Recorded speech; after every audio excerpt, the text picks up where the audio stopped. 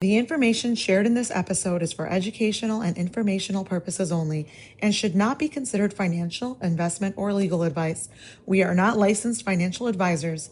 Always do your own research and consult with a qualified professional before making any financial decisions. Thank you, and please enjoy the show. The Chaldean Catholic Podcast. Chaldean Catholic Podcast. Shalom Alochon, and welcome to the first episode of the Chaldean Catholic Podcast. And the first person that's going to be interviewed on the podcast is my husband, Christopher Salem, and he's going to talk about living a debt free life. And I'm so excited about this topic because we talk about it all the time. But before we get started about that, I just want to introduce the podcast a little bit. I had this very, very strong nudge to make something specifically for our community that's going to help us all learn from each other because we have so many brilliant, amazing, talented people in our community. And a lot of them have very special gifts and abilities. And I want us to learn. I want myself to learn. I want to personally be a better listener. I want to hear from everybody. I want to give them a place to really share their wisdom. That could be people I know personally, people I've never met before. Is living a debt-free life even possible? A lot of people are going to say it's impossible. And and our goal here is to see if to you believe you can convince everyone that it's possible for everyone. And I'm here to Oh, challenge it's you. possible. No, it's possible. It's just a question. It's behavioral. Do you have the discipline? That's really what it boils down to. And discipline is a core value of our faith. It So certainly is. So we can definitely tie in our faith to living a debt-free life. So let's just start with what that even means, a debt-free life. Where do we even obtain debt? It could be college, getting a house, getting a Mhm. car, credit card debt. Um, where else? Your wedding? Where do you think, did I miss anything? Could be anything. Sometimes you consolidate debt into cheaper debt, like with a personal loan. Yeah. Um, but And this yeah, I is think you cover. I think you hit all the categories pretty much. I'm sure uh, there are a few others. in the ordinary life of somebody that's really feels like they're trying. Let's get into some advice. Okay, let's do it. All right. So you actually do mortgages for a living and you Mhm. are selling debt. How does somebody selling debt come here and tell us not to get into debt? Explain No. yourself. So a lot of these people that got themselves into debt can't get themselves out of debt. So what I do is I take them out of a bad debt situation into one that's not as bad. Even though I fundamentally believe all debt is bad no matter what. So I give them an option to put themselves in a position, and I teach my team this too, where we want to put people in a position where we're going to do something that makes financial sense. Like, all right, you already have this big mortgage, you have a high interest rate, take advantage of the market, get into a lower rate, skip a couple payments, use that money that you're getting from skipping payments to pay off some of your other higher interest debt too, like credit cards and things like that. After you pay off debts like credit cards, higher interest debts like that, you're freeing up savings and you're increasing your monthly cash flow. And when you do that, you put yourself in that position, you can take the extra savings and pay down more debt. And it becomes a snowball effect. You just basically attack everything one at a time until you get yourself in a situation where you're completely debt free. Because eventually, once you run out of debts to pay, you attack the biggest one, which is your mortgage. And then, once you take care of that, then you can really start building wealth. So so typically most people's largest debt if they own a house is their home mortgage. Let's Yep. zero in on that one item. And this is not an advertisement for your mortgage business. This is No. just basic facts about our reality is most people who own a home, that is their largest debt. Mhm. And it's it's the a debt that takes decades to pay off. Actually, typically 30 years is what most people go for with a mortgage. Yep. Yep. So 30 years of your life paying off this one debt. 30 years. When do you even buy your home? Like a lot of people don't buy it until they're in their 30s anyway. So you're going to have the same debt until you're 60 years old. And then it's like, You're okay, beholden to somebody else. You're beholden to somebody else until you retire. That's most people. yeah. So people are like, yep, I'm Even going though to, it doesn't have to be that way. It's a choice. Like you just have to be disciplined. It's a behavioral thing. If you're borrowing money in order to buy something, what that really means is that you can't afford it. okay, You're using somebody else's money in order to make this acquisition. And you're okay, paying high amounts of interest in order to make that happen. And that's how you kind of fall into this trap. okay. A house. Okay. How is anybody going to buy? I know some people can afford it. How is the average person going to buy? Let's just, let's just choose a smaller house. And I mean smaller if you're like a family of five, okay, which is very normal for our community. Let's say you're a family of five and you buy a home that is, like pretty small for like $300,000. Okay. Okay. That's usually a small house these days. Houses have gotten pretty expensive. How are you gonna spend $300,000 to buy a house? Like who just has $300,000 in savings? The average person. I know a lot of people in our community have it, okay, but the average person does not. How are they gonna? Where are they gonna pull that money out of? And where are they gonna live? You work multiple jobs until you make it happen. Like it's really that simple. Like grind. What do they Just do in the grind. meantime? They rent In the meantime, you get a smaller house. smaller than 300,000. Yeah. So like, Get okay, a let's smaller house. let's go. Look, I'm telling you, it's behavioral. Like, yes, is it going to be annoying? Yeah, absolutely. But like a lot of immigrants did this when they first came to America.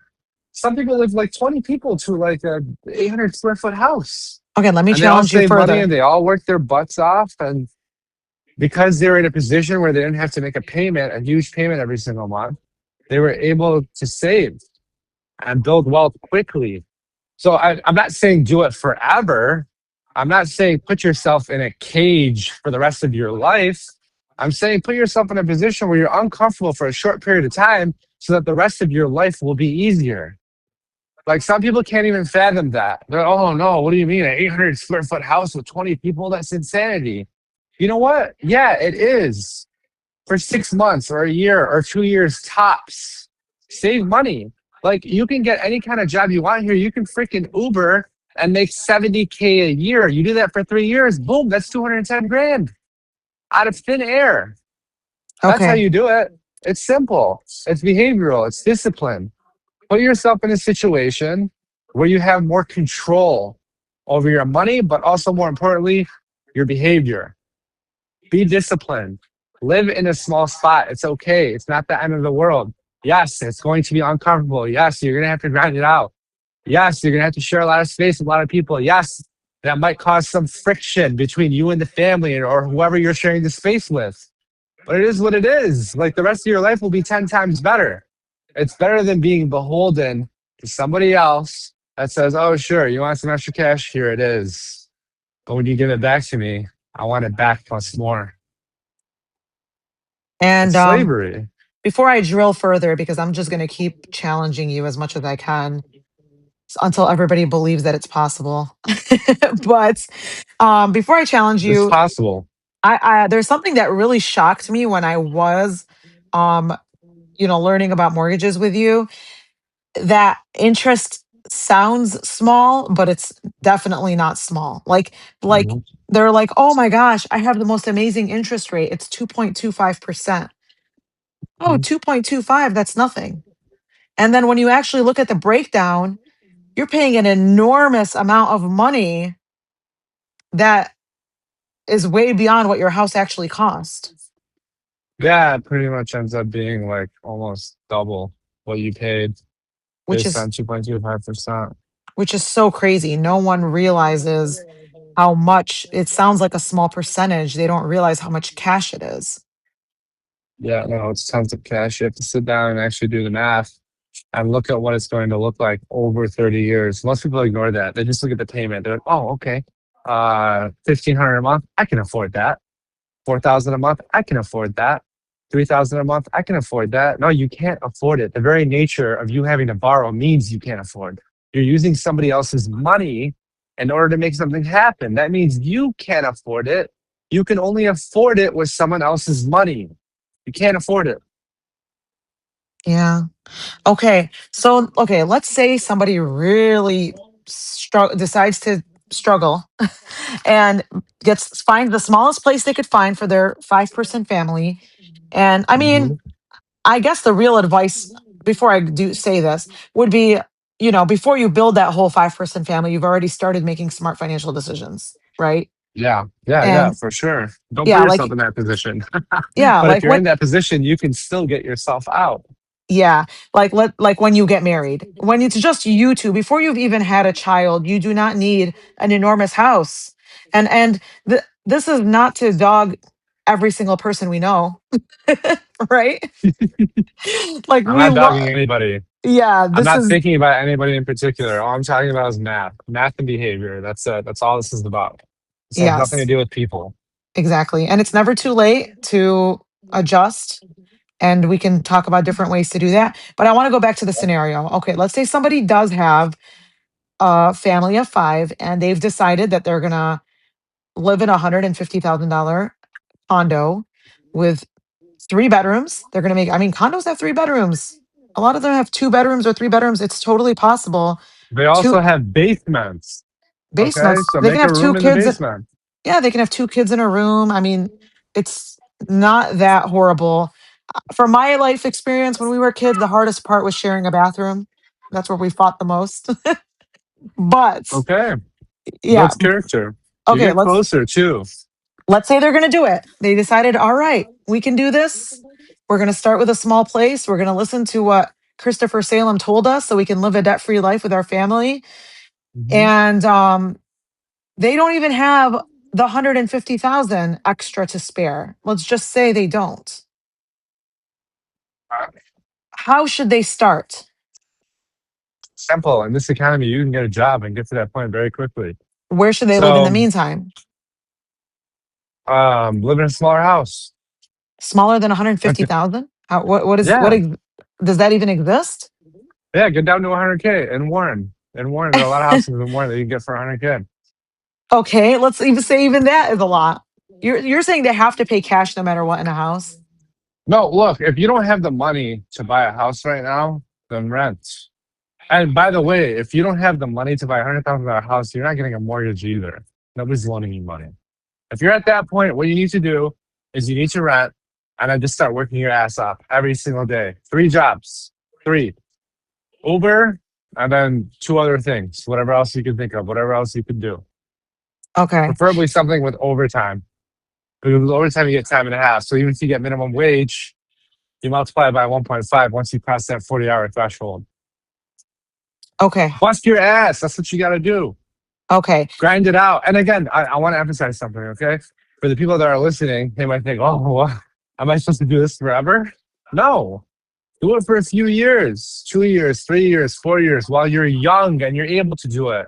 Or even if you messed up and you're in your 30s and your 40s or in your 50s, or maybe you didn't mess up, maybe just life circumstances made it that way, where you're just not in the best financial position, you just do it. It's temporary. Like you do it for a very temporary period of time. 2 years, 3 years, 4 years, it's more than enough. Even if you only have one job and all you do is Uber, you can legitimately make $70,000 in a single year doing Uber as long as you stay committed and disciplined, doing 10, 11 hours per day consistently on the regular.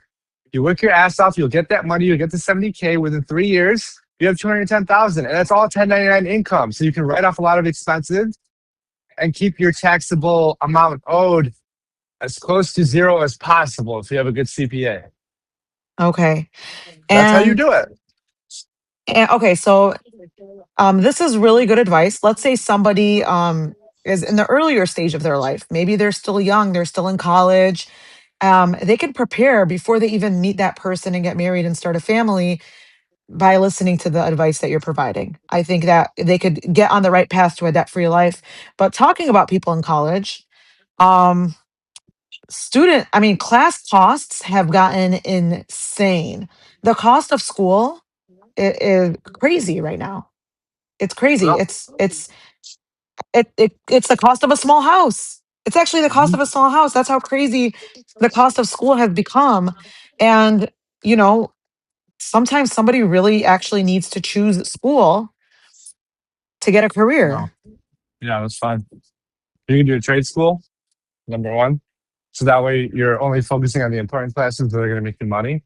Hold on, Trade I just schools want to, don't really, sorry, I just want to, okay, trade school. That's what you said. yeah, trade school. Like Okay. learn how to be a plumber or an electrician or, um, if you're a female, cosmetic things. We have schools for that too. Do stuff like that. There's nothing wrong with that. And the biggest thing that I can say for young people, whether you're a guy or a girl, but especially if you're a guy, is do not put yourself in a position where you are in a relationship. Relationships are freaking expensive. You What? have to take people out. I'm just letting you know right now, if you're 18 or you're 19 or you're 20 or you're 21 and you're dating, it's a massive financial mistake and you're not ready to get married anyway. So what are you doing? Stop spending your money. Like it costs money to go out for dinner every week. It costs money to avoid boredom, to entertain. Gifts cost a lot of money. Unfortunately, sometimes, depending on who you're with, they might even measure the amount of how much you love them based on how much you spend on them. I'm not Okay. saying everybody's a. Okay. I'm not. Let's I'm not saying say, everybody's materialistic, but a lot of people are. okay, let's Save say you, yourself that hell and don't get into a relationship while you're young. Save but your money and use that to pay down your classes so that you don't have to take out student loans. okay, hang Also, on. Hold on one second, one sec. Let's say that you genuinely meet someone that you want to marry as a young person, and maybe they're, a very understanding and on your side with helping save up for their future. Like, can't that happen? yeah, it's possible. But I mean, I'm a little skeptical that it would be the majority of relationships. Okay, fair. Not a lot of people have that level of maturity at that age. But no, it's definitely possible for sure. The only reason For I'm sure it's saying possible. this is because, I mean, I think it would be nice to be able to get married a little bit younger. If you do have if you were able to get yourself financially prepared and build maturity earlier, like, I don't know, Marriage costs money. And you shouldn't be marriage costs dating. money. That's what you said, right? Yeah, yeah, marriage costs a lot of money. It's very Okay. expensive, especially in our community. Ridiculously expensive. But I think we're getting to scenarios that are not even really that applicable to our community. I mean, maybe some of it is. I know. I'm just Um, trying to, you said don't get into a no, that's relationship fine. young. I'm trying to do a Uh, disclaimer. Maybe there's that one guy out there and that one girl that are, like, we want to get married. Let's work together and save money and prepare ourselves. that's fine. Yeah, skip. Okay, look, if you do that, skip holidays, skip anniversaries. I'm not saying skip like being together. Still be together, but you don't need to buy each other $300 gifts, money that you can't afford. And then you all of a sudden you're under pressure. It's like, oh my God, my significant other is going to get me something. I have to get them something too, but I don't have the money. But I do have a credit card. And then boom, that's how it happens. That's how it starts. You get stuck into quicksand. Okay. And you start So, racking up more and more debt. as your wife, I want to share something. Yeah. I actually really love how we have missions together, and communicate a lot about our goals and financial dreams and plans, and we say we talk together about it. It doesn't matter that you are bringing in like all the income. We still talk about it, and you share that with me, and we say, okay, this is our financial goal. We want to get a house. We don't want to be in debt. We need this. We're going to need a bigger car when we have more kids. Like, Hmm. like that communication is so important. And the reason I'm bringing that up is because I see people online, usually anonymously, getting into serious relationship difficulties over finances. I know. And It's it's crazy. always, every single time that I read one of these stories, it's always because of a lack of communication. Mhm. Are you eating? Okay. Yeah, yeah, I'm sorry. I can literally hear you eating. What are you eating? Pizza. Oh my goodness. Don't we have dolma in the Yeah, fridge? You're eating pizza? we do. I already smashed the Doma. Oh, okay. Hmm. All right. So, Rana, I think we should talk about the things that are actually applicable to our community, like people that are buying $600,000 or $700,000 houses when they should be buying $200,000 or $300,000 houses, or okay. people that are Okay. spending a quarter mil I on a know. wedding. People are Yeah. spending quarter mil on a wedding when you should be spending 50K tops. That's what we should be focusing on right now. That's what I want to talk about. Who That's what I is think your who audience wants to who hear. in the world is spending a quarter million on a wedding? Lots of Chaldeans. What? What? What do you mean? What are they Everything's even more even expensive now. Girl, we got married like 8 years ago. You think what are prices they are going to stay even the same? what are they even buying with that much money? Like what how much food can you get? It's not just food, it's singers. How many Prices going up there. singers? Like, We have a limited number of singers. They're all booked constantly, a year out or a year and a half out. And a lot of these people that you book, they're factoring in what income is going to look like 1 year from now or 2 years from now. They're factoring in what the economic outlook is going to look like, and they're hedging against that. They're thinking about that, and they're saying, you know what? A year from now, inflation might be worse. Gas might be more expensive. X, Y, and Z might create more financial pressure. All right. And that's just one aspect of it.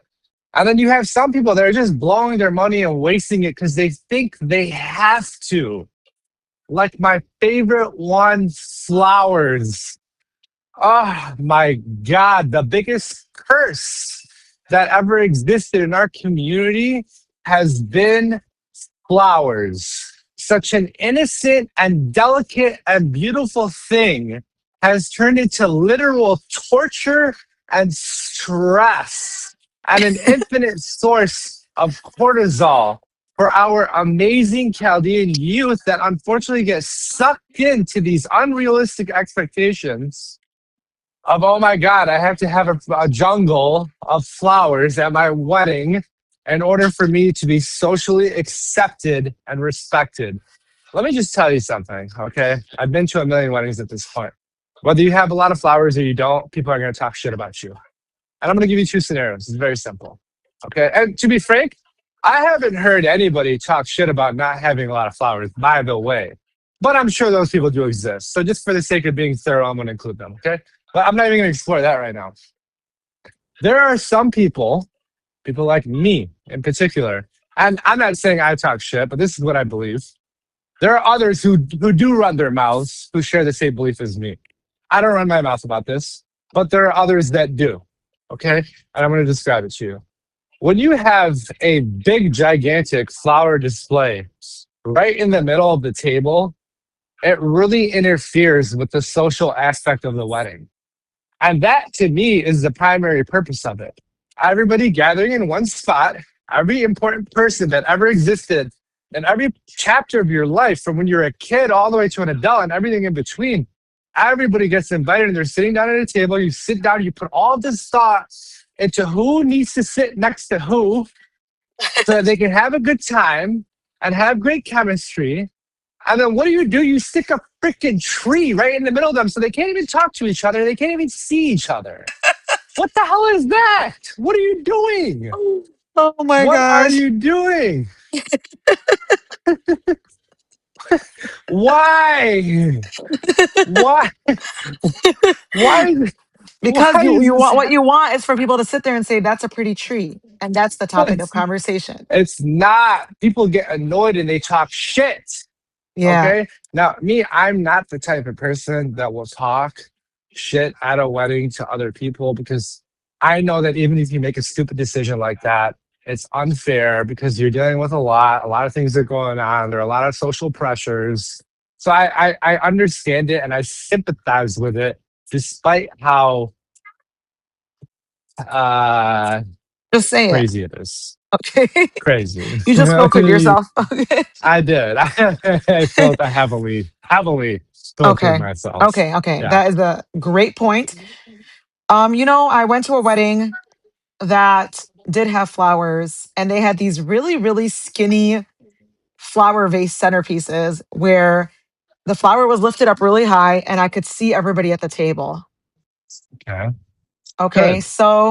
So that's like, not all the way of giving up the flowers, Okay, but fine. solving that problem at least where you can actually see your guests. I totally agree with you. Oh my gosh. I am sitting with my family that I love and we're having a good time and we're hanging out, or my friends if I'm at the friend table, and I can't even see half the table. Can't say anything. Can't Isn't talk the to point? anybody. Isn't the point to have fun? Yes, absolutely. Yeah, I And agree then with you on that. you spend all this money on a band, and that's great. I mean, like having a singer at your wedding is important, but you could realistically skip that. And oh my god, everybody that's listening right now is like, "So what? Bro, it's not a concert, it's a wedding. You don't need a live singer. You really don't. You can save that 15K, and guess what? Your envelopes are going to stay the same. So instead of losing your ass off on the wedding from a singer and flowers, and singers are going to hate me for this, but I'm not saying Well, everybody should do it. I'm not saying everybody should do it. And I am a huge fan of them. And I love the fact that they're preserving a lot of our students' music. So I don't want it to really be taken the wrong way. But this is for people who really want to be financially savvy. Okay, cut corners. You can put a DJ in there instead. There are recordings of these people singing. They don't have to be there in person. What difference does it make? You can still have a great time. Yes, they liven up the party, but you can liven up the party with your family. It's not the end of the world if you cut corners here and there. Okay, and some people might be like, no, no, no, I don't care what he says. I disagree. You still need a singer. Fine, then get a singer. It's all right. But the flowers, that is a big waste. And do you know what some of these companies do? They take those flowers that you paid top dollar for and they reuse them the next day. You know why? Because they know your ass is gonna throw them out anyway. well, isn't that a So good what? thing? What? No, well, just think about it. If you're the recipient of those next day flowers, you're buying used flowers from somebody else's wedding, from somebody's Saturday wedding What's wrong with or that? Friday wedding. You're paying top dollar. They're ripping you off, charging you as if That's you're buying something brand new. Yeah, That's what's wrong exactly. with it. Yeah, the wrong thing is that the cost you're paying for pre-used, Or used. but having pre-used is not a problem. I mean, that's less wasteful. Yeah, okay. If you got a discount for that, about Yeah, like exactly. 50% or 75%, Yeah, that would be great. that would be really But that's not nice. what happens. You're still paying top dollar. I And think just to let you know, flowers are worthless. They don't do anything to your wedding. Okay. Most of these people that have insane amounts of flowers at their wedding don't have a single one in their garden. None of them. So why the hell do you have it at your wedding? because it's pretty. No, because it's a trend. Because everybody's done it. Okay, let's And people say are afraid. They're afraid to break the mold. They're concerned. What are people going to say about me if I don't have flowers in my wedding? okay, hold on. So, I do want to argue for the other side even though you already know that I agree with you, and I actually love flowers. I think they're beautiful, but I also was able to create a really beautiful wedding without them. But I like, Oh, what if fine. I'm not doing it for other people? Okay. As somebody that really likes flowers and thinks they're beautiful, I just want my wedding to be beautiful. Like, I actually really think flowers are so pretty. I like to look at them. I want other people to walk in and feel joy. Like, is that bad? Yeah, if you're spending 25 grand on it, absolutely, it's really bad. And if you're spending like $2,000, all right, I still think that's a lot to spend on something as worthless as flowers that you're going to throw away. But fine, do that. not 25K. And some people might be listening and say, oh my God, 2,000. How many flowers can you get with 2,000? By the way, it's not. Barely I don't. any. Is it still? Barely any. And that's the point. You shouldn't be spending 25 grand on flowers. Is it still 25 grand? Because that's what it was No, it's back probably then. more. It's probably 35 or 40 now. Like, who knows? Yeah. Who knows? Who knows? You're Okay. wasting So money on flowers. so we're That's such a. dissecting. We're dissecting the wedding debt. Okay. And besides flowers and a Let's talk about the singer, venue. so the Let's venue talk is about the venue. okay. Before you even say anything, you and I did our research heavily on venues, and there really are not very many that can accommodate a large family. No, but there are some like more affordable ones that are very classy too, that are stepping up and doing a really good job. Like Larsa, for example. That's a very nice haul. And you can get it at a better rate. And again, I'm not trying to promote like one company or another. I'm just speaking strictly in terms of cutting corners financially so that you can set yourself up for success. It And doesn't they have to be Larsa. It could be Farmington Manor. It could be something else where you have space and you can make it work. Hey, you know what? If it's summertime, you should take advantage of that and do it in the field somewhere. Rent out a park or something. For real. Like, why should you be spending 80K or well, 100K or 150K? I don't even know how much it costs anymore just so just you to rent out know, a big space. Like, what's y- the y- point of you that? don't really spend. It's not really renting the space. You're paying for the stuff you get, the food. So you're paying for the food, and you're paying for, and you could change your meals at the Yeah, big but halls. Rana, if you did catering, you could get a much better deal if you did it at open space in the summer at Well, a park or a I'm field. saying, look, I'm saying if you want one of these other venues that are big and indoors, you can get other meal options. Your main cost at a venue is not renting the venue out; it's the meal, and everybody gets the And same steak and potatoes. So like, I, there are other meal options. I'm just okay, adding that to the. I'm not arguing with you. I'm just adding. no, I understand what you're saying, and I think that's what they sell us on, but I don't buy it because the food is cheap, very cheap quality. It's definitely not $100 a plate type food. I've been to restaurants where I spent $100 at a plate, and it's luxurious, and it's delicious, and it's Michelin star, whatever. You get what I'm saying, right? Yeah, but you are There, paying there's a also. discrepancy. There's a discrepancy in the price and the quality, so you're still being ripped off. It's not just You're about the being, food. There's you're paying for the servers. haul. Yeah, there's servers. Open bar. I'm well Um, aware of the mechanics of the operation. I'm you could saying you can do. do the same thing in an open field, and a whole catering company can stop by and serve up your people for half the price. Yes, but an open field is like sweaty or weather conditions you have to deal with. You can also do like family style in a hall.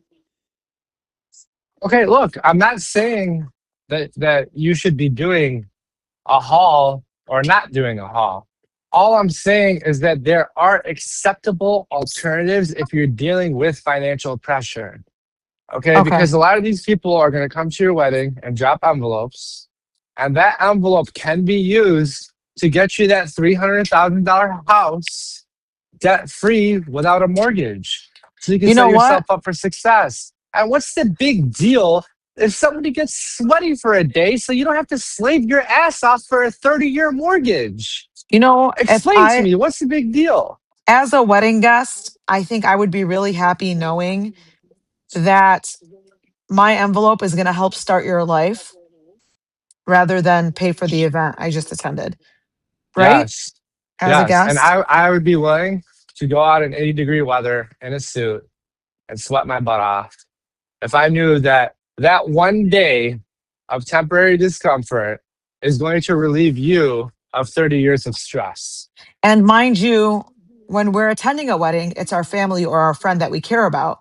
So like, this is a great, I mean, let's get into the faith. This is a very Christian perspective. You're my family. I love you and care about you. I'm coming to celebrate your marriage. You found somebody that wants to, take on the world together, and you're going to start a family, and we're going to, our crew's going to grow. I'm very excited for you, God willing. You never know what's going to happen. And Mhm.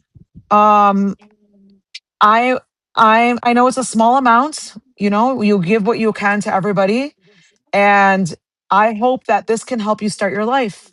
That's what I'd like to contribute to. Yep. Not the decorations at my table or my meal. I'll eat anything. I don't care. So Hmm. I'm saying this because this is we're every podcast episode we want to bring our faith into it. Every single episode. Okay, you want me to bring faith into it? Very Yeah. simple. I'm telling you right now. Um, Worldly things, material things, are being used by Shaitan, the devil, to distract people from what's important, which is setting themselves up for a life of success. Flowers are not important. Like Satan, the devil, is using beautiful things to lull you into thinking you need to cripple yourself financially. And it's not just material things, it's the fear of judgment, of what other people will think of you if you don't spend your money on these material things. And unfortunately, that carries over into every other aspect of many people's lives, whether it's a house or a car or whatever. Like when you get your house, if you want to get a badass house, why don't you have a cheaper wedding? Do that so that you don't have to have a mortgage. Well, Okay. And if you want to have a really, really, really nice house later on, take that 300K that you're going to spend on your wedding or 200K or whatever, and then combine it with your savings and get a house for 400,000 and pay it all off right off rip, zero mortgage. And then you're in a situation now where you're debt free. You're starting out very comfortably and you continue working and you build and you save and you grow. And then eventually, maybe you get an $800,000 house or $1 million house debt free. Okay. Look at what we did. All right. We got a house for 180K and it was done with cash, zero mortgage. All right. And 6 or 7 years, it almost doubled in value. It's worth three something now. We're currently building a home. The home costs, I don't know, like 950 total, almost a mil. And guess what?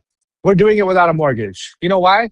Because we grinded it out in this $180,000 house that is now worth 300, and I'm only bringing it up to give people an opportunity to compare, like to kind of visualize what type of house we're living in, and to help paint that picture more. We never remodeled anything. We have like old tiles and old wooden floors in our house. We have old cabinets. The countertops are like hideous. But you know what? I don't care because I know it's temporary. And I know that I'm setting myself up for ultimate success. And by the end of this summer, we're going to be living in a magnificent house, okay, let's a talk house about that's going to be paid off completely. Where okay. most people, they're not going to pay it off until their 60s. So let's talk about saving. But before we do that, I wanted to talk about what a lot of Catholic leaders have been sharing recently, more than before, heavily, is that there is a huge attack on the family. And I think this topic falls under that heavily because Mhm. finances are a major factor of marital dispute. And and this and if people take your suggestions seriously, I really believe that if these couples work together and share a mission together to put themselves in the best financial position, that and even if one person in the household is bringing in the income, whether it's one or both, you can still work together. You're obviously handling different tasks to keep your family afloat. So like having that shared mission can save your family. I just Mhm. was I just read a crazy statistic that um less than 1% of couples that pray together end up in divorce. Less than 1%. That's is that real? I didn't even know if I didn't fact check that information. But like I mean, if that's real, that's insane. And so when you are on this shared mission with your spouse to get into a great financial position, it's not just so you can have money. It's so that you can have a strong, stress-free family. And no, I mean, no relationships are stress-free if they're good and strong, you know, because if you're really passionate and care about something, you're going to be willing to, you know, I don't want to say, I mean, you're going to argue about things if you want to be the be great, to make to you both believe is the best, and you're going to talk it out. But praying about it is key. It's critical. And before we started this podcast, we did a little prayer, and we're always going to do that with every podcast so that we can be guided in the right path. And this again, my whole point of saying this is this isn't just about becoming wealthy. It's about l- putting your whole family into a good position where It's there's about less peace of reasons, mind. peace It's of about mind. tranquility. Yes, It's about it's vacations, about yeah, vacations. It's relaxing, about school, a good yes. school, Well, which is another podcast that I'm hoping to do maybe it's next. We'll about see. it's about eliminating the unnecessary stress of life. Let's think about it. What's the number one thing that the devil wants to attack today? It's family. What is the biggest thing, the leading cause of divorce right now? Finances, especially in our community, and miscommunication about them. And we heard that in marriage class. That's what they told us. So you think about it right off the bat, before you guys even tie the knot. What's the devil doing? Okay, spend 5,000 here, spend 20K there, spend 50 there, spend another 75 there, get this upgrade, get that material cloud, get that thing, get that thing, get that thing. And you know what he's doing the whole time? You think you're having fun. You know what he's doing the whole time? He's setting you up for failure because he knows that ultimately this is going to create division down the road. It's going to create stress. It's going to create concern. And then that turns into disputes and that snowballs into worse and worse things. That's multifaceted hell. So yeah, absolutely. All this materialism, that's a huge attack by the devil. Even a house, even a mortgage. Like you don't need to get a fancy house and have a $5,000 a month mortgage payment, and get yourself into a situation where you're just paying off interest for the first like 10 or 15 years of the mortgage. Like most of your payment is going towards interest. Sit down, look at an amortization calculator, understand where every Wait, dollar hold is on, hold on, going, hold and on, hold on, hold on. you're gonna realize it's a ripoff. Okay, okay, 1 second, because I think that flew right over the amortization calculator. 1 second. Um, I want to talk about that. So let's say people are already. So we talked about how to avoid that, but we want to talk about how to get out of it. And also, I want to challenge you one more time on education. So before we go there, let's say somebody's in a house right now. They already made the decision, and it's a nice house. Let's just Okay. say, I don't know, like a lot of them today that are average size houses are like 600,000. Yeah. And Okay. um they have really high payments. And Mm. how much would the monthly payment be? Would you say like 5,000 or something? No. Well, 4,000? yeah. I would say it's 4,000? about 5K. No, Okay. no. I'd say it's about 5K. That's correct. Okay. And the couple's working, and they're also putting their kids in a Catholic school. And so this is an average couple, a lot of people aren't even able to do that. So they're paying for Okay. school, they're paying for their mortgage, they're paying for their groceries. They have a decent job, but they're not making any dumb financial decisions. Okay. Okay. They're doing their best. Get- Getting the They're, mortgage was the dumb financial they decision, already, but they go already ahead. did it. They already did it. Okay. They already did Okay. it, All and they're right. doing their All right. best. How do they get out of it? What do they do first?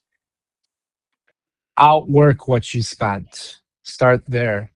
Max out your hours and understand that it's going to be temporary. So if that means just doing more of what you currently do, especially if you're in a commission or sales role, then do it. If that means getting a second job because you're in a salary based type of thing, then do it. Like everybody's got access to Uber.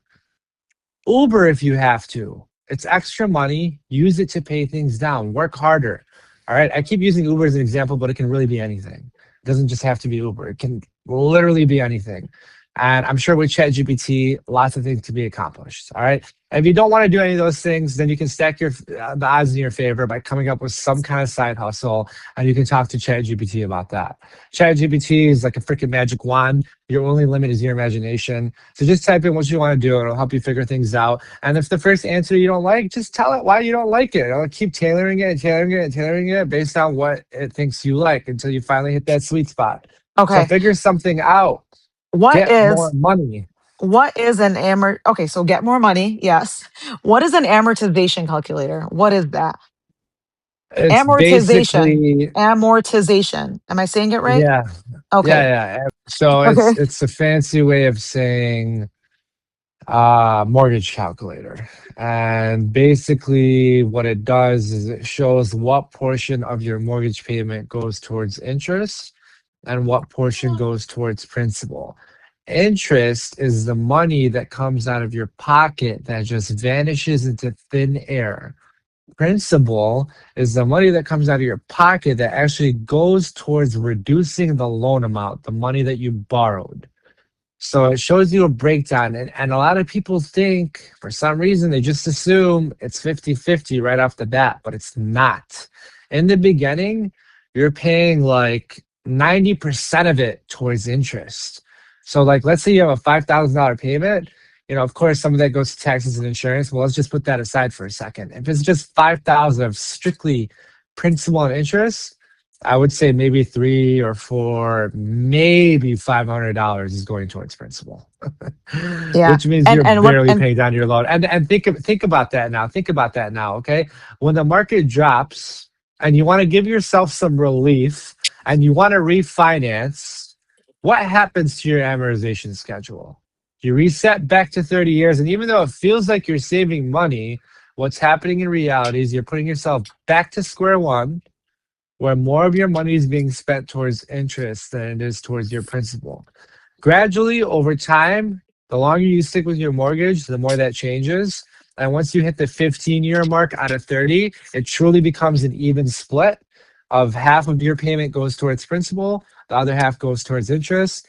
Then but once you get to year 10, the majority is going towards principal, the minority is going towards interest. When you go to year 5, um, like when there's 5 years left on the mortgage, the overwhelming majority of your payment now is going towards principal and a very small chunk is going towards interest. But how many people make it that far without refinancing 3, 4, 5 times, resetting back to 30 okay, years? hold on. I want to ask you something.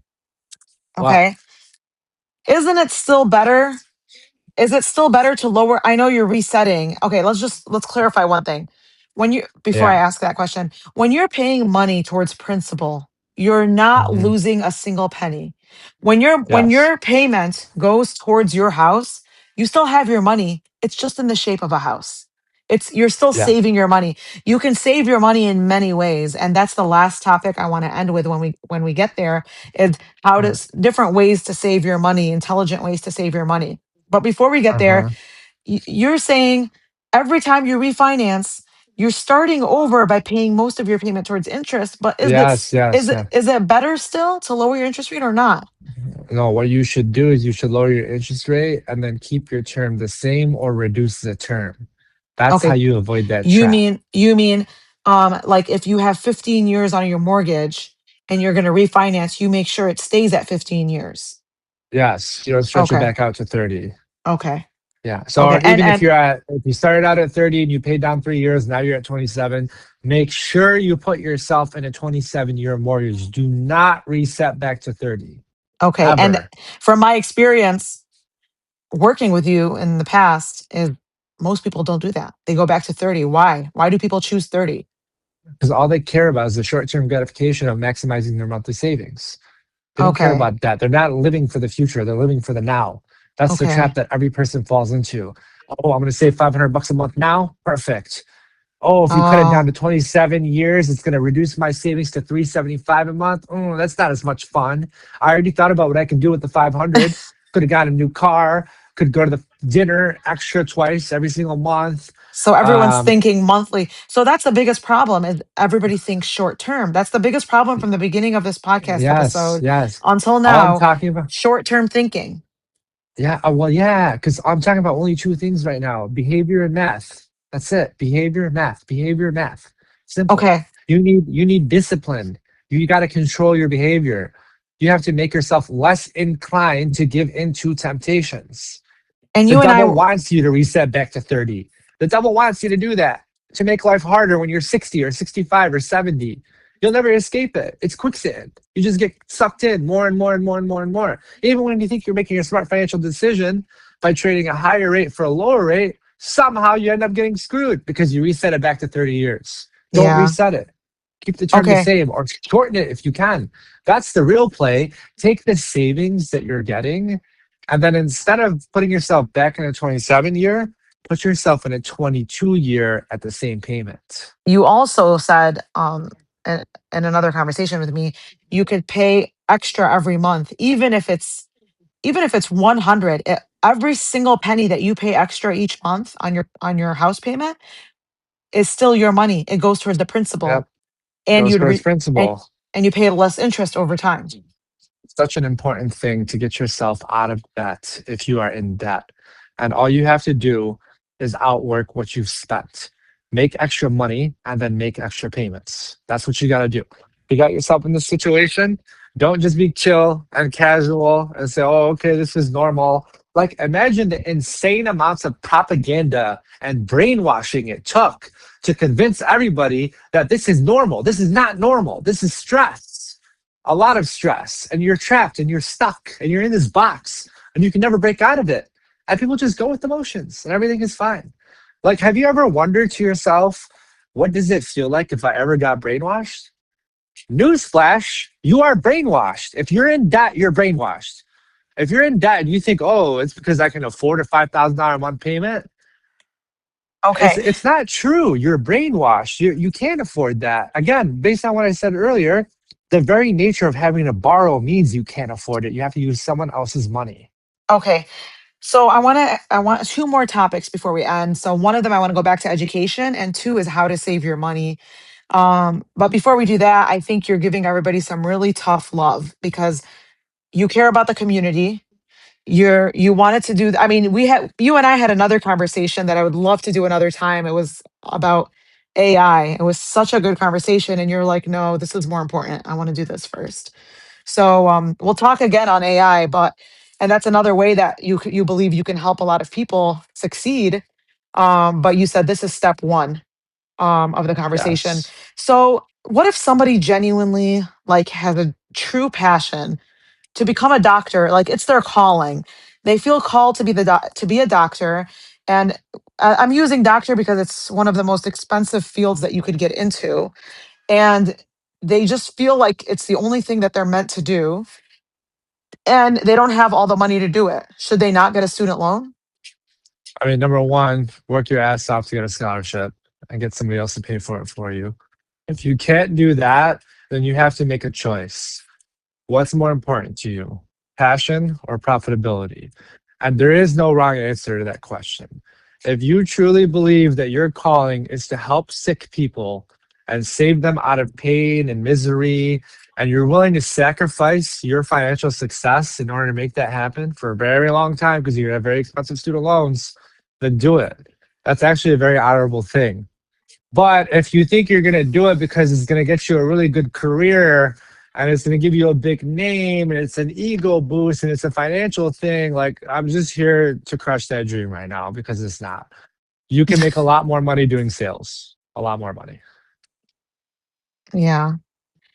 And I do think that a lot of people view being a doctor as a status position, but it does make good money, it does make good money, decent money. And so people think, okay, whatever, when I get the job, I'll pay off my bills. But we see a lot of people that have still have their debt and they started a family It's and not just the that debt's debt, still Rena. there. It's not just the debt. You're not just spending money, you're spending so much of your time getting that degree. Like people don't start actually making money until they're like 30 almost. And then you're in residency and like what's the salary there? Like 80K? And your student loans by then are like three, four, 500 grand. And you're stuck with this measly salary for like 2 years until finally, after maybe like 3, 4, 5 years, all of a sudden you start making a little bit more money, 160K, 180K, 200K, 250K. And then what happens? What happens? The system sucks you in. And now all of a sudden you got these pharmaceutical companies knocking on your door. Hey doc, how you doing? I got something I need you to push. I'm gonna slide you some extra cash, and here are some samples too, by the way. Make it work, and you're going to get some nice bonuses. I'm not saying a lot of people do that. I'm not saying, I'm sorry, actually, let me take that back. I'm not saying everybody does that, but a lot of people certainly do that. 100%. So then you start selling your soul. Also, if it genuinely is about taking care of people, maybe you could start in a different medical field or choose another medical path and find different ways to make more money, I guess. I don't know. Yeah, look, if you're in that situation where you want to be a doctor, you're prioritizing passion over profitability. I think the best way to harmonize that is to put yourself in a position where you run your own clinic and you are your own boss. So get out of that salary trap as quickly as you possibly can so that you can run your own clinic, hire other doctors to work there, hire nurses, and then build a machine, build a business. So that way you're achieving both passion and profitability. I think that would Yeah. be the best way out. Also, I think society should adjust. You know, we spend so much time in college. Um, there's so many categories of degrees that, especially today, could be learned without college, or all these extra classes that were really not necessary. I mean, okay, they You want don't us to need be well college. You don't rounded. need college. Can I just say something about college? You do not need college. And I am living proof of that. In fact, I completed 90% of my degree and had a conversation prior to my last semester with my advisor about the necessity of certain classes, like theater, for example, because I was a stickler about my grades. Okay. And theater was an elective, and it had nothing to do with my core major. And geology was too. That was an elective, had nothing to do with my core major. And guess what? It turns out theater is a harder class than most people would think, at least the one that I took. And I ended up getting a B minus in it. And I'm like, what the hell? Like, I worked so hard in my core classes to get like a 3.5 or a 3.7 or as close to a 4.0 as I possibly can. And this random class that I took just because I need to check something off a list, I ended up getting a 2.7 in that class. That's what a B minus is. It's a 2.7, and it brought down my whole average, like for real. Mind And you, then on you're top of paying that, I thousands of dollars for this class. exactly thousands of dollars for this class and for the geology class. What did I learn in the geology class? Sedimentary rock, the mantle, Earth's crust. Like, leave this stuff to the experts, man. I'm not studying earthquakes or seismic activity when I'm getting into my career. There's no point. So I had a conversation with my advisor and I asked them, I said, what was the purpose of this, like of taking these classes? Because I was always told, you go to school, you work hard, you study, and then you're going to get a successful career. And then, that's how you set yourself up for financial success. And the advisor told me, no, you're misinformed. The point of going to a university is to be well rounded in your education. Yep, That's why you that's what take they all always these say. classes. That's why they say so you can be well rounded. When right now you can Google anything. I'm well rounded from going on the internet. So I couldn't believe what I heard. It really pissed me off. And I was one semester away from graduating, and I decided to drop out to rebel against the system, to prove that I didn't need a diploma to succeed, to set an example for everybody else that you don't have to fall into the same trap. And to this day, I don't have my bachelor's degree for that reason. Yes, I totally agree with you. I think especially now, society is changing, technology is changing. If I have multiple interests, I can pursue multiple interests. I don't need to pay that much money being forced to pay it. If I'm spending my money in college to become an accountant, I just want to learn accounting. That's how it should be. And then that way, a lot more money can go towards people that we need in society. You know, let's say we do need more doctors, their education should be cheaper. Put more resources toward that. I'm Yeah, hoping for society, sure. I'm hoping the whole education system revamps in an extreme and, just like, oh, it needs drastic changes for it to continue to exist in today's society. Like I can pursue every interest I have right now and I can self learn. every Yep. interest. I can take art classes with the most talented artists in our community far cheaper than it would take me to learn it formally in college. And then I could learn techniques and skills and everything from Chat GPT. I can ask questions, vocabulary, whatever, things that are especially more in the arts, things that are more in maybe literature, anything that Mhm. doesn't isn't as technical, that doesn't require, I mean, bring back apprenticeships. I don't know. It really is one of the dumbest debts. No, Surprisingly. you can listen. You can just cut out the electives and keep the core classes intact. So that's one no-brainer adjustment that can be made right away. Like, don't make a history major like me, who was trying to use that major to get into law school, sit there and waste time and stress out and spend money on classes like geology or theater. What the hell is Yeah. that? How about the fact that pre-law doesn't even exist? There is no pre-law. There's no such thing. It's just, There's no what such some thing as people say. pre-law. I never knew that until I actually It got to should college. exist. It should exist. It Yeah, should. why don't I start studying law right away? Why do I have to study? By the way, you can study anything to become a lawyer, any subject. Any subject. How does this Yeah. make sense? Like, I understand that some subjects might better equip you than others, Yeah. Well, why but not the I direct thing? How about we have the actual thing? yes, yeah. And if you do become a patent attorney, they want you to study engineering, okay, or something technical, Yeah, those are chemicals, exceptions. whatever you're That's doing fine. patents for. That's an exception. Yeah. That's not the law. Yeah. Okay.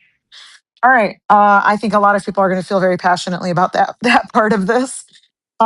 That's Okay, fine. so now I want to let's. I really want to end this with savings because you and I have been on a savings journey, and Okay. we've explored heavily crypto, stocks, gold, Hmm.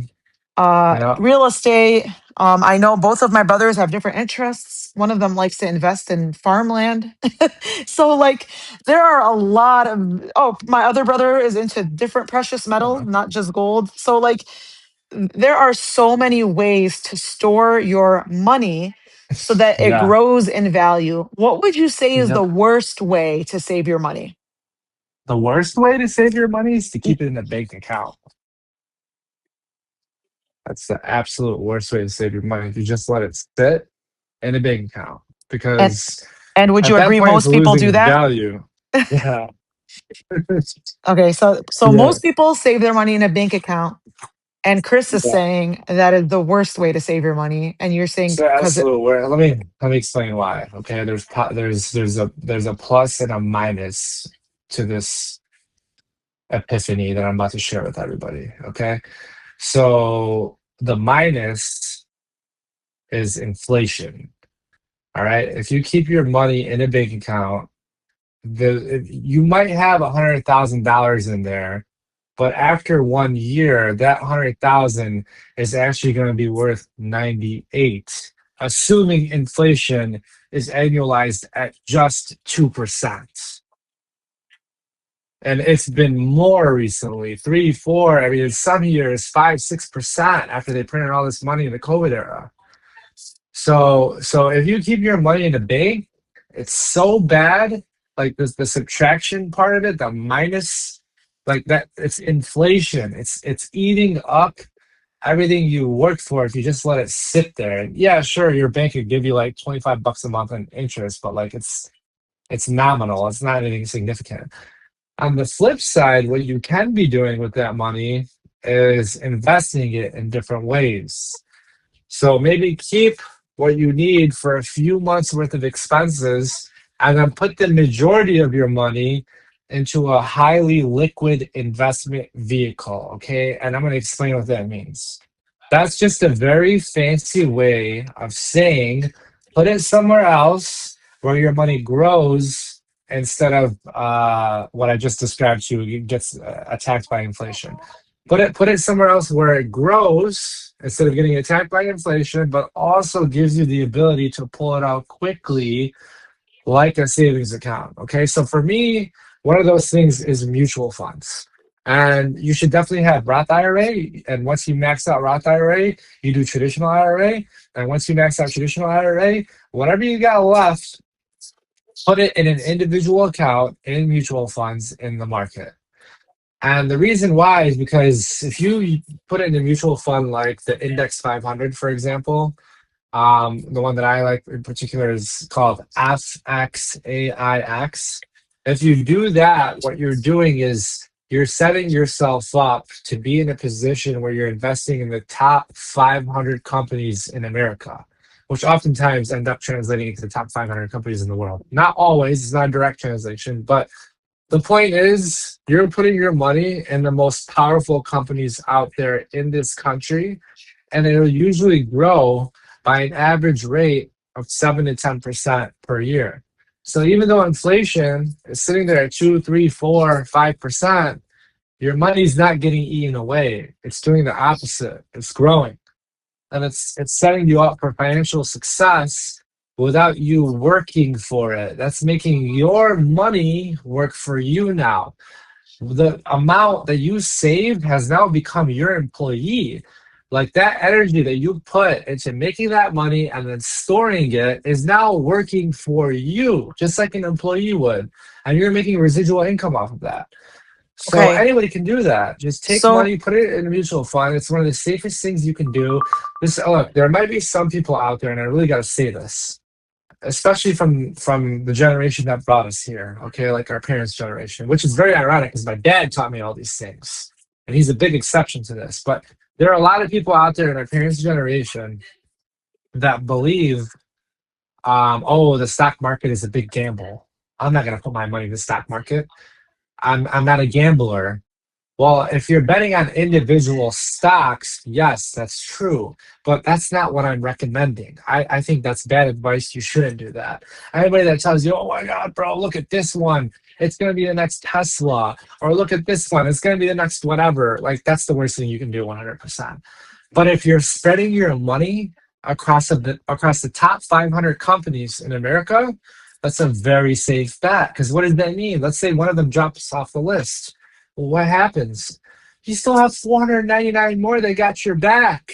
And then they swap out that one that sucked with another one that's good, that's up and coming. You're back to 500 companies again. That's how that thing works. And most but of the time, you're going to win. It's very rare when you lose. Okay. The only okay. time that you would have really ever lost was in the recession. And even that recovered dramatically. It wasn't a real loss unless you actually sold. Okay. So y- I mean, we have had very positive results investing this way, but let's just say you're still not comfortable with this. And it seems like maybe we could go into a recession, and even though the money bounced back after the recession, let's say you're worried that you need your money sooner rather than later. I'm just coming up with a scenario where you decide not to invest in the Fortune 500 with your savings. Also, you had mentioned to me that um, the Fidelity account has a decent return. Yeah, yeah, it's a core account. So you can just let your money sit in there and you'll make about 3 to 5% a year of the money just sitting there. Is that And so? Is that much that's better better than a than? CD. Yes, it's better than a CD because it's liquid, meaning you can sell it right away. Or Okay, you don't have to sell anything actually, you just transfer it out. So with a CD, you're locked in for a period of time. Sometimes 30 days, 60 days, 90 days, whatever you choose, sometimes 6 months. I mean, there are longer ones too, up to a year, a couple of years, especially when you start getting into treasuries and things like that, which are what's a very CD? similar. It's just a place where you store money and then you get a greater return on what you put in there. You basically become the lender. That's what a CD is. So we were talking about mortgages earlier. Then what happens with a mortgage? They give you money and you return it back with extra money. It's the same thing. You become a lender too. You put your money in a CD. Other people use that money, and maybe some banks will lend it out at a higher rate, and you get a cut of that back. Or they use it for other different things too. Maybe they have their own investments, but they So believe you're it's going to so you're exceed the rate of saying interest that they're paying you. you're saying just letting it sit in your Fidelity account, not even choosing to invest it, is better, has a better return than a CD. 100%. And I'm pretty sure there's a story in the Bible about that too. What? There's a couple brothers. Yeah, yeah. There's a couple brothers Um, and one of them just like sat on his money and it kind of stayed flat, and another one spent all his money and blew it on parties and things like that or temptations. And then another one turned his money into more money. And that's the one that the Bible teaches you to be like. Now, that wasn't the best retelling of that story, but if you Google it, I strongly recommend Googling it. It aligns with exactly what we're describing right now. Okay, and then what about buying gold because at least it's also wearable, and or what about real estate? Okay, gold is very easily transferable regardless of where you live. That's the nice thing about it. And it's universally recognizable, which is what makes it so easily transferable. So, excuse me, What do you mean if by something easily happens, transferable? You mean you could sell it? you can sell it anywhere. Like it's global. Gold is globally recognizable. That's what I mean by easily transferable. You can go from America to China and it's got the same value. You can Yep. go from China to Israel and it's got the same value. You can go to Russia, you can go to Africa, You know what's and it's all crazy? got the same value. You can go to Iraq, and it's the same value. You know what's crazy is our ancestors, if you read genocide stories, or since as long as I've read anything about our ancestors in the homeland, every time they were fleeing, they would take They their took gold. gold. Yeah. Yep. Our ancestors stored their wealth in gold, and 100%. nothing's changed about how if you're on the run, it's a safe bet, but it might It get is. heavy. And it also has been increasing in value significantly. So let's just take out the part about it being easily transferable for 1 second and look at it only as an investment vehicle. Like very few things have been outperforming gold throughout history. Gold is a very high performing asset because frankly, people, God, they're not making more of it. There's a finite amount that exists as of today. There's a finite amount that exists. And the more people that buy it, the higher the price is going to go. And it's just going to keep heading in that direction. Now, does that mean you should put 90% of your wealth in gold? No. It's more of an insurance policy. And I think you should put maybe 10 to 15%, maybe 20% tops. But I don't even think you'd be going wrong if you did 30 or 40%, to be honest with you. It's just historically like it's been the strongest thing, like from antiquity all the way until today. There has been a consistent demand for gold. It's not limited by time based on what I just described to you, and it's not limited based on geography. So Yeah. gold is a very important investment. In terms of real estate, I think Wait. it's a little bit Hold on. more Before real estate, because we talked so much about real estate, I don't want to burn people out with it. How about crypto? What about Bitcoin? Like it's so so like wild. It's always up and down and crazy, and some people are all for it and some people are all against it. Is it trustworthy? Like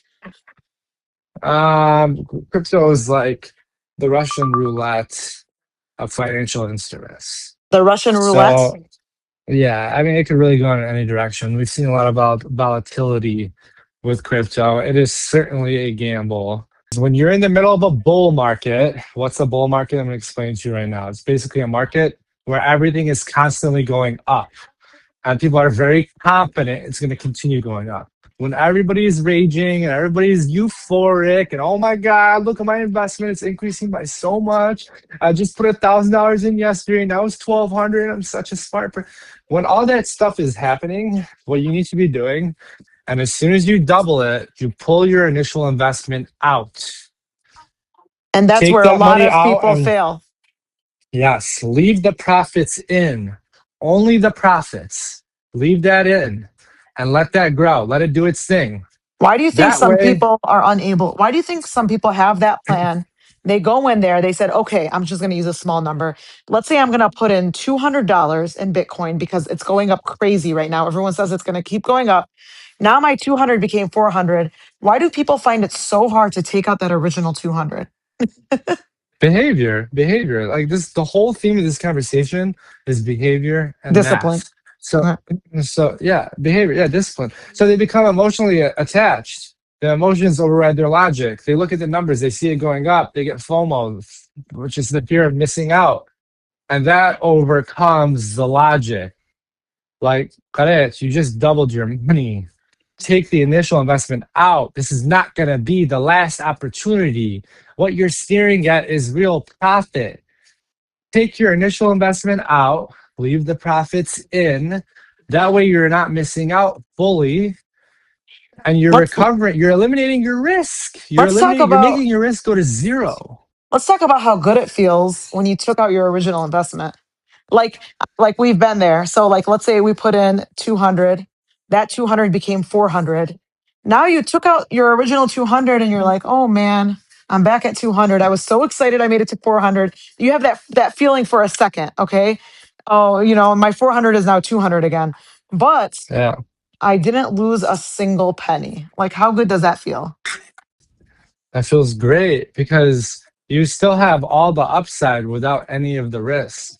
And that's basically the situation we're in right now. Like I went in, I made a couple really big trades. I also made some small trades that turned huge out of nowhere because that's the nature of crypto. Sometimes you can literally put in a couple $100 and it turns into 15 or 20K. That happened to us on multiple occasions. But I also made some really, really big trades too for the short term and then pulled the initial investment out. I could have kept all that money in this whole time and it would have stressed me the hell out. But instead, what I did was I did it in the middle of a bull market and then I just took the money out as soon as it doubled. And now I'm just writing profits all the way to the bank. So I'm detached. I'm Yeah. detached emotionally. I don't care what happens. Do I want it to go up? Yeah, 100%. But is it the end of my world if it goes down? No, because I'm playing with house money. It's not my money. I don't really care anymore. It is what it is. That's how you should deal with crypto. Okay. And if you even choose to take that risk. Yeah, but Yeah. We talked about I think you smarter need to investments. you need to allocate at least some of your money towards crypto, even if it's 5%. Okay, so you think even though it's not the smartest investment, it's still worth putting a little bit into. Why? I'm not. I don't. I can't say it's the smartest or dumbest investment. It's just unpredictable. You don't know Okay. what's going to happen. It could take over. It could be the thing that resets the entire financial system. A lot of people believe that's what's going to happen in the future. So I don't know. But what Yeah. I do know right now is that you should definitely allocate at least a small amount because you should diversify your investments. Don't put all your eggs in one basket. You should have at least a little bit in something that's risky. At Okay, are least a we little bit. are we supposed to say something like this is not financial advice, like make your own decisions on best what's best for you or I don't whatever? know. I have no idea. Probably I some really rule don't about that. know. No, All right. Well, yeah, this is not financial advice. All right. this is not There, financial advice. This is what there's we my chose to do. disclaimer. This is what we chose It's, to do. yeah. Okay. Yeah. All right. So the last thing that I just want to touch on very briefly is investing in commercial or residential real estate. I know you haven't gotten too deep into that, but you have dabbled and explored. And maybe we know people that do this. How do you feel about that? Commercial and residential real estate investments. I'm not the biggest fan of it, to be honest with you. And there are a couple of reasons.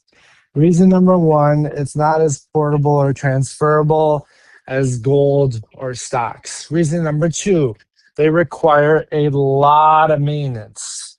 So it depends on whether or not you're keeping the property just to keep it. You know, you still have to pay to maintain it to make sure it's in good shape and still standing over time.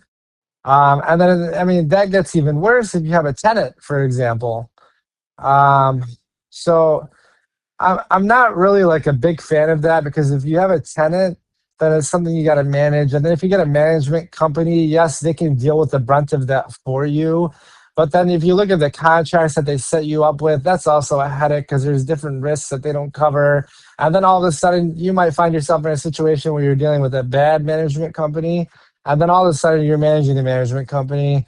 And then you got to shop around for a new one. And it's like, if you have the West for it, go ahead.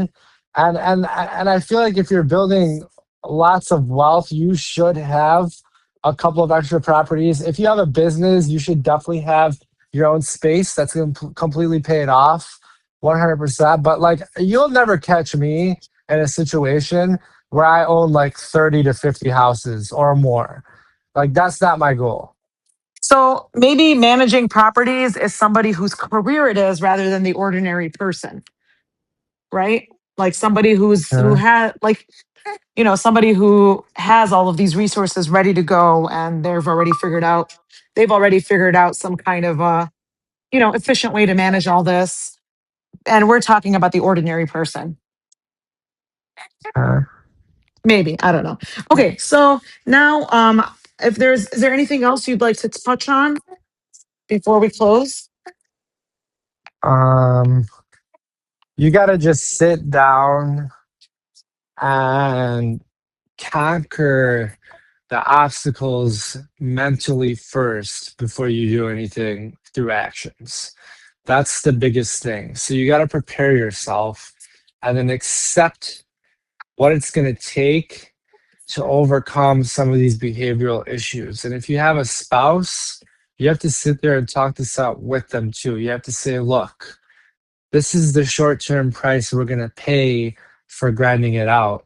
But here's what it's going to look like in 5 years or 10 years. And then you have a goal and you calibrate yourself and you work towards that every single day. If you can do that, then the behavioral component of this will be a lot easier to manage. And everybody's got tendencies and impulses, and they'll see something nice and they'll want to buy it. We feel that way all the time too. It's just normal, it's human nature. But if you sit down and you talk about it and you strategize and you conquer this stuff mentally, internally, and then externally, when you talk about it with each other, everything else just becomes like a plan and you're taking steps towards the goal. And it becomes more manageable and a lot easier to accomplish. So I would not discount the mental aspect of this because it is a grind, but also remind yourself one very, very important thing, which is pain is only temporary. You're not going to live this way forever.